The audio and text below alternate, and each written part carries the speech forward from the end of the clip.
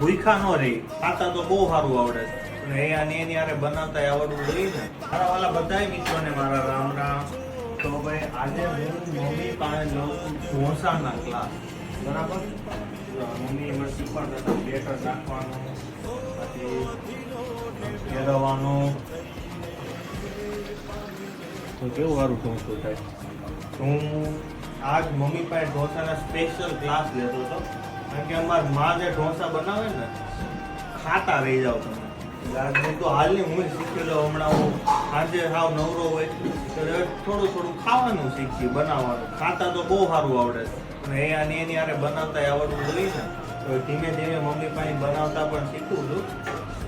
ધારો કે ક્યારેક આપણે એકલા બનાવવાનું શું હોય, મમ્મીની લોકો ક્યાંક લગ્નમાં ખાવા ગયા હોય ને કોકને એક જણાને કીધું હોય ને મમ્મી કહેવાય તો આપણે ઘેરે રહે તો આપણે ભૂખા ન રહી, સમજી ગયા. એટલે હું આ ઢોસા બનાવતા શીખતો હતો.